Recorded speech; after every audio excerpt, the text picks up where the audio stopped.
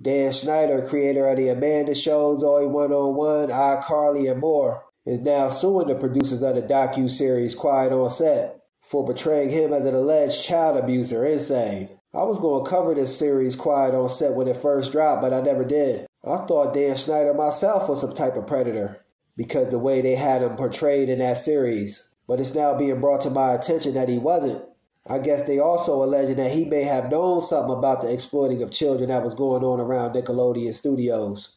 But the way they had it depicted, I thought Dan Schneider was the one committing these acts. I don't really know what to make of this because on one hand, he could have been complicit in all of this. And on the other hand, I can see if you truly innocent filing a lawsuit against these producers. Because it is defamation of character and throwing your name in the mix, putting dirt on your name. But one thing this docu-series did say is that Dan Schneider was spending alone time with Amanda Bynes in his office without her parents knowing, and that's truly suspect.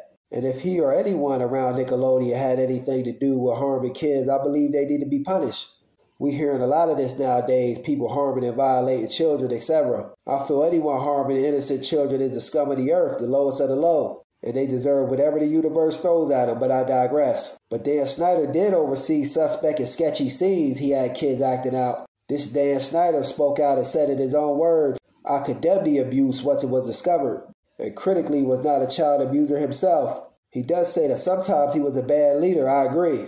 Yeah, I'm neutral on this, because if he truly wasn't guilty, they are spewing dirt on his name. And on the other hand, like I said, he could have been complicit in all this. How you let them see that abuse get past you? That's my question. Because some abuse did take place. I believe it was on the part of the other people, though, that were around. Because you're supposed to be the captain. A good captain must know his crew and the passengers he has on board his vessel. But Dan Schneider does look a little weird if you ask me. And he does have some inappropriate and boundary-crossing behavior with the children. Just look at this picture. At the least, he was all up in these kids' personal space, such as Amanda, etc.